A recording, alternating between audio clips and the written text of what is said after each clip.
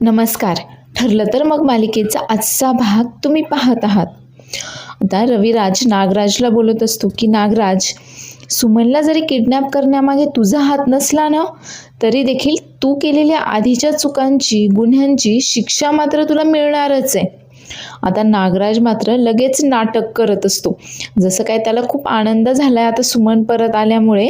आणि आता तो रविराजला बोलतो की दादा, मला मान्य आहे की मी खूप चुका केल्या आहेत, पण आता आता मात्र मी माझ्या सुमनला खूप जपणार आहे.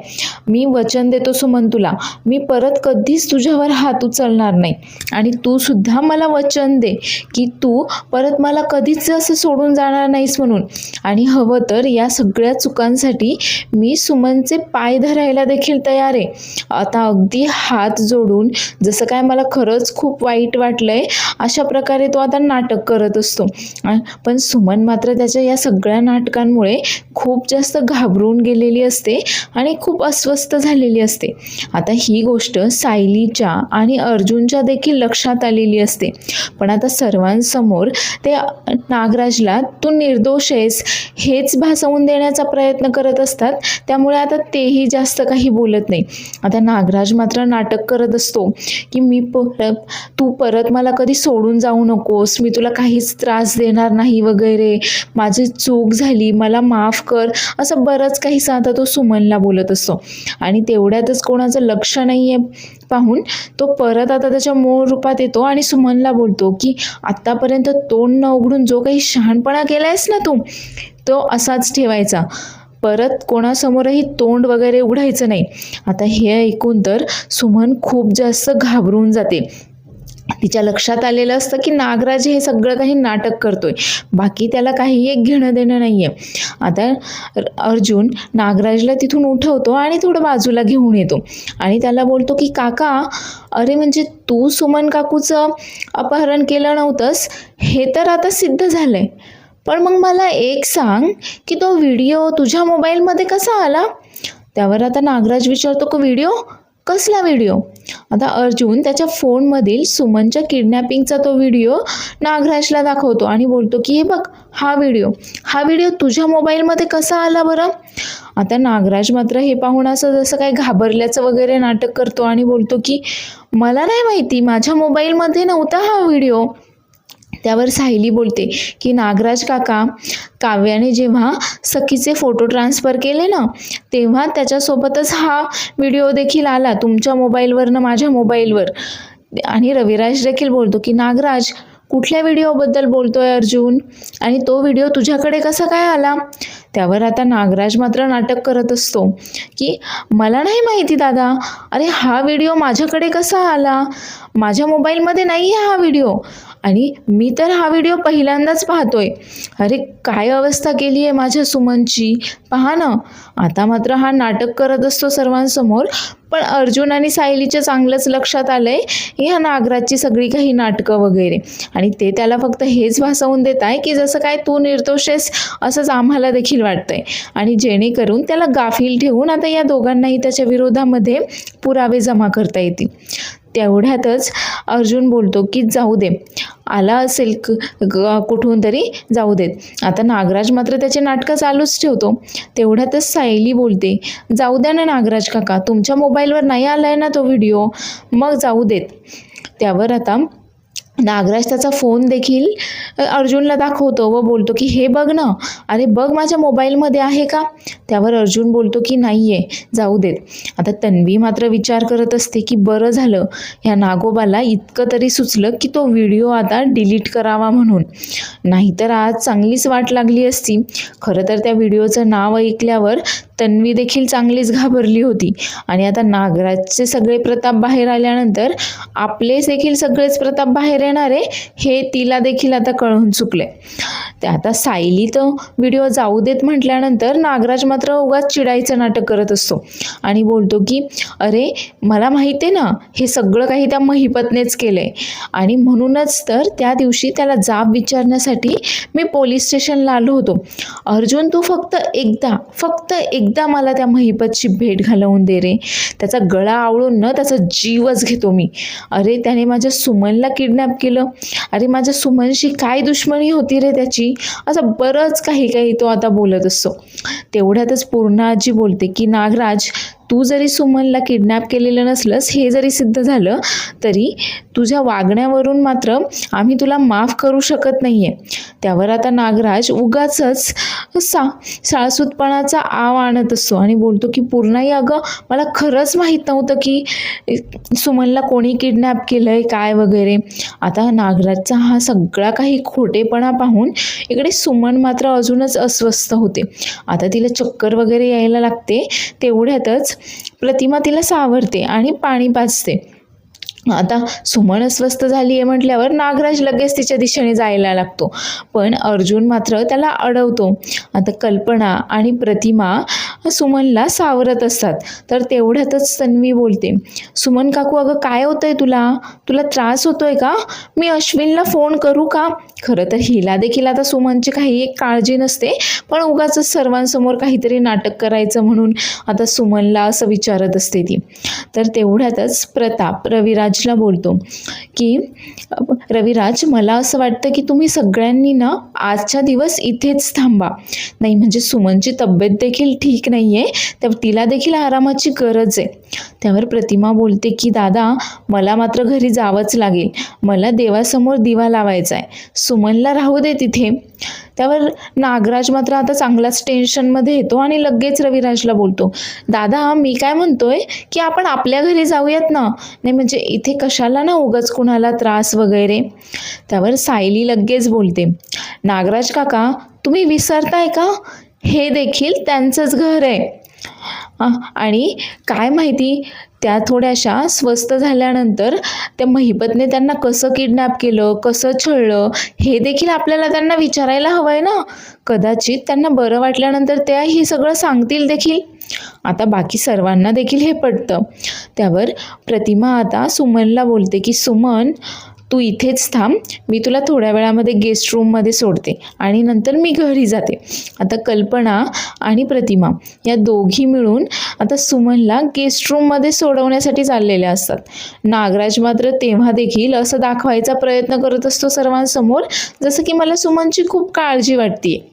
आता ते तिथनं गेल्यानंतर पूर्णा आजी बोलते की चला, सुमन सापडली आहे, त्यामुळे आपली संक्रांत मात्र अगदी गोड झाली आहे. तेवढ्यातच सायली बोलते की हो ना, चला मग आता तोंड देखील गोड करूयात. आणि सायली आता सर्वांना तिळगुळ देते. मात्र तन्वीचा चेहरा चांगलाच पडलेला असतो. आता तन्वीला तिळगुळ दिल्यानंतर सायली नागराजला तिळगुळ द्यायला येते. तर नागराज मात्र आता सुमन इथेच थांबली आहे म्हटल्यावर तिने या दोघांना काही सांगू नये म्हणून चांगलाच टेन्शनमध्ये आलेला असतो. आणि वर अर्जुन त्याला टोमणा देखील देतो की काका, तिळगुळ घे, आपण गोड गोड बोल म्हणून. तर इकडे ही साक्षी मात्र विचार करते की अण्णांना पोलीस स्टेशनमध्ये अटक करून ठेवली आहे आणि इकडे मला देखील कोणीतरी जाळून मारायचा प्रयत्न केला आहे. म्हणजे कोणीतरी असं नक्कीच आहे की ज्याला माहीत आहे मीच साक्षी शिखरे, पण कोण असेल हे? आता ती तिचा फोन घेते, पण तिची काही हिंमत होत नाही तो फोन ओपन करायची आणि घाबरून तिने तो फोन स्विच ऑफ करून ठेवलेला असतो. तर इकडे सायली आणि अर्जुन दोघांचे आता सुमन आणि नागराजबद्दल बोलणं सुरू असतं. तर सायली बोलते की नागराज काकांना आपण काय समजत होतो आणि ते काय निघाले, कसे वागतात ते. त्यावर अर्जुन बोलतो की हो ना, आपलं खरं तर चुकलंच. मी लहानपणापासून नागराज काकाला पाहतोय, पण तरी देखील मला त्याला थोडंही ओळखता आलं नाही. मला त्याच्यावर थोडा देखील संशय आला नाही. त्यावर सायली बोलते की सुमन काकूंचा किती छळ केला असेल त्यांनी. बिचाऱ्या किती घाबरल्या आहेत. नाही म्हणजे कुठल्याही स्त्रीला तिचा नवरा एवढा भयानक आहे म्हटल्यानंतर तिच्या मनाला काय वाटत असेल. त्यावर अर्जुन बोलतो की हो, पण तू सुमन काकूला धीर दिलायस आणि तुझ्यामुळे ती खूप स्ट्रॉंग झाली आहे. हे फक्त तूच करू शकतेस. त्यावर सायली बोलते की ठीक आहे, पण सुमन काकू गेस्ट रूममध्ये आता एकट्याच आहेस. त्यांची तब्येत देखील ठीक नाही आहे, त्यामुळे त्यांच्यासोबत कोणीतरी असायला हवं. मी आता सुमन काकूंकडे जाते. त्यावर अर्जुन बोलतो की सुमन काकूकडे. त्यावर सायली बोलते की ठीक आहे, मग मी त्यांनाच इकडे बोलावून घेते. आता अर्जुन मात्र बोलतो की नाही नाही, त्यापेक्षा तूच सुमन काकूकडे जा. आणि सायली आता सुमनला सोबत म्हणून तिच्याकडे जाते. तर इकडे समीरा एकटीच असते आणि खूप घाबरलेली असते.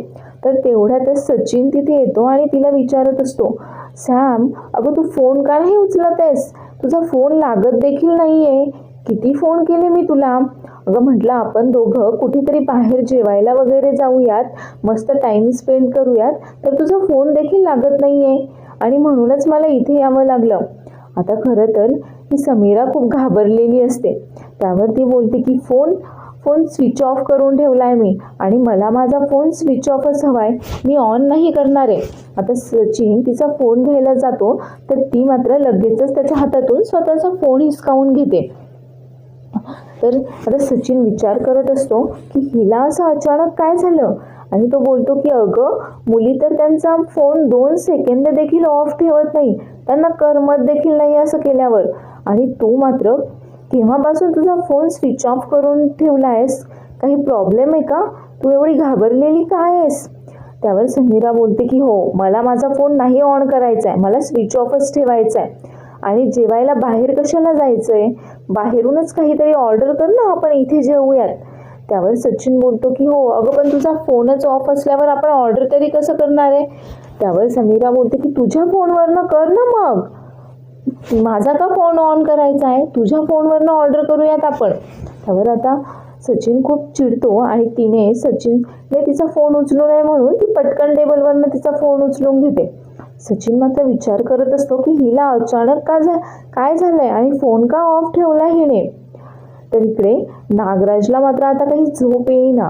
तो मात्र विचार करतोय की सुमन सुभेदारांकडेच राहिली आहे, त्यामुळे तर माझं टेन्शन अजून वाढलंय. मी आता प्रियाला फोन करून विचारतो, तिने आतापर्यंत तोंड नाही उघडलंय, पण यापुढे जर तिने भावनेच्या भरात येऊन तोंड उघडलं तर माझं काही खरं नाही.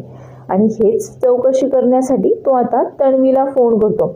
तर तन्वीला देखील आता इकडे झोप येत नसते. दोघांचीही चांगली झोप उडाली आता सुमन परत आल्यामुळे. तर नागराजचा फोन येताच तन्वी फोन पाहते आणि फोनवर बोलण्यासाठी आता ती तिच्या खोलीतून बाहेर येते. तर इकडे सुमन झोपलेली असताना देखील तिला आता नागराजने तिला कशा प्रकारे किडनॅप करून ठेवलं होतं, तिथे महिपत देखील होता आणि नागराजने तिचा कसा छळ केला हे सगळं काही तिला स्वप्नात दिसत होतं. त्यामुळे ती ओरडूनच दचकूनच अगदी झोपेतून जागी होते. आता तिच्या आवाजाने सायली देखील लगेच जागी होते आणि तिला विचारत असते की सुमन काकू काय झालं. त्यावर सुमन सांगते की हे खूप भयानक होते ग ते दिवस आणि तेच सगळं मला स्वप्नामध्ये दिसतंय. तर तन्वी आता नागराजशी बोलण्यासाठी बाहेर येते आणि विचारते की काय झालं, एवढ्या रात्री कशाला फोन केलाय मला. त्यावर नागराज बोलतो की एक काम कर प्रिया, तिथे जे काही चाललंय ना मला सगळं काही सांगत राहा, म्हणजे आम्ही इकडे आल्यानंतर सुमनने काही सांगितलं तर नाही आहे ना, सुमनने तोंड तर उघडलं नाही आहे ना. आता तन्वी मात्र हसते आणि त्याला बोलते की नाही, म्हणजे इतके दिवस जिला बावळट म्हणून हिणवलं आणि आज तिच्याचमुळे तुमची झोप उडाली आहे तर. त्यावर आता नागराज बोलतो की गप्प बस, मी जे काही सांगतोय ना ते ऐक फक्त. असं काहीतरी कर तू की जेणेकरून सायली आणि अर्जुन घरातच अडकून पडले पाहिजेत, ते काही असं तपास वगैरे करायला बाहेर पडता कामा नये. त्यावर तन्वी चिडते आणि बोलते ते काही किंडर जॉयचे पोरं आहेत का, छोटे छोटे पोरं आहेत का, ते त्यांना खेळणं दिलं की ते घरातच थांबतील म्हणून. तर इकडे सुमन सायलीला सांगत असते की ते खूप भयानक दिवस होते ग, मला अजून देखील झोपेत तेच दिसतंय. आणि ती पाणी प्यायला मागते. तर सायली तिला थोडासा धीर देते. तर सायलीच्या लक्षात येतं की ती पाणी आणायलाच विसरली आहे आणि पाणी आणण्यासाठी म्हणून सायली आता गेस्ट रूममधनं किचनकडे जाण्यासाठी निघते. पण ती किचनमध्ये जात असते तर तेवढ्यातच दरवाजाजवळच तन्वी नागराजसोबत फोनवर बोलत असते. आता सायलीला मात्र काही हे माहीत नसतं आणि सायली जसं दार उघडते तसा तिचा धक्का जो असतो तो तन्वीला बसतो आणि तन्वीच्या हातून तो फोन खाली पडतो. आता तन्वी पाहत सायली आणि तन्वी दोघीही पाहतात तर नागराज काकाचा फोन आहे. आता हे पाहून मात्र सायलीच्या चांगलंच लक्षात येतं की या दोघांमध्ये नक्कीच काहीतरी शिजतंय. तर तन्वी मात्र आता नागराजला त्याचं काम करण्यासाठी नाही बोलत असते. तर तेवढ्यात नागराज आता तिला धमकावतो, महिपतची आणि सुमनची जी अवस्था केली होती ना त्यापेक्षा वाईट अवस्था करेल मी तुझी. जास्त वेळ लागणार नाही मला, त्यामुळे मी जे काही सांगतोय ना ते चुपचाप ऐकायचं. आणि तेवढ्यातच सायलीचा धक्का लागून तन्वीच्या हातून तो फोन खाली पडतो आणि तन्वी जास्तच घाबरून जाते. सायली पाहते तर नागराज काकाचा फोन आहे आणि तन्वीने फोन उचलण्याआधीच ती फोन घेते. तर नागराज तिकडनं बोलत असतो की नाहीतर खूप जास्त प्रॉब्लेम होईल आणि मला अजून काही प्रॉब्लेम व्हायला नकोय. त्यावर आता सायली बोलते की नागराज काका मी बोलतीये सायली. कसल्या प्रॉब्लेमबद्दल बोलताय तुम्ही? त्यावर नागराज बोलतो, अगं पण मी तर तन्वीसोबत बोलत होतो ना, तू कशी काय आलीस मध्येच? त्यावर सायली सांगते की काही नाही, माझा धक्का लागून इथे फोन खाली पडला, ती खूपच घाबरली आहे. कसल्या प्रॉब्लेमबद्दल बोलत होता तुम्ही तिच्याशी? त्यावर नागराज बोलतो की अगं मी तेच सांगतोय की सुमनला काही परत व्हायला नकोय, परत काहीही प्रॉब्लेम झालेला मला चालणार नाहीये आणि सुमनची चौकशी करण्यासाठीच मी तन्वीला फोन केला होता. त्यावर सायली चिडते आणि बोलते की हे विचारण्यासाठी तर तुम्ही मला किंवा यांना देखील फोन करू शकत होते ना, एवढ्या रात्री तन्वीला फोन करायची काय गरज होती? त्यावर नागराज बोलतो की काय ना अगं मला सुमनची खूप काळजी वाटते आणि काहीही झालं तरी शेवटी माझी सख्खी भाची आहे ग ती. नाही म्हणजे मला फक्त तीच समजू शकते आणि तू आणि अर्जुन मी जे काही वागलोय त्यामुळे माझ्यावर नाराज आहात समजतंय मला. आता याची सगळी काही नाटकं सायलीच्या मात्र लक्षात येत असतात. तर तन्वी मात्र मध्येच लगेच तिच्या हातातून फोन ओढते आणि बोलते की काय ग तुझं सारखं मध्ये मध्ये, म्हणजे मी काय आता माझ्या काकाशी फोनवर देखील बोलू शकत नाहीये का? आता तन्वी सायलीच्या हातातून फोन घेते हिसकावून आणि बोलते की हा काका मी उद्या तुम्हाला फोन करते, हां झोपा आता तुम्ही. तर दुसऱ्या दिवशी सकाळी सर्वजण ब्रेकफास्टसाठी जमलेले असतात. तेवढ्यात प्रताप अस्मिताला विचारतो की अस्मिता आता तब्येत कशी आहे तुझी? त्यावर अस्मिता सांगते की हो तब्येत आता ठीक आहे, पण आता घरामध्ये एवढं सगळं काय चाललंय त्यामुळे थोडासा स्ट्रेस तर आहेच. त्यावर प्रताप आता तिला समजावत असतो की तुझ्यासाठी एवढं स्ट्रेस घेणं योग्य नाही वगैरे. तर तेवढ्यातच पूर्णा आजी देखील तिथे येते आणि सांगते की सायली मला दूध दे ग, मला थोडी ॲसिडिटी झाल्यासारखं वाटतंय.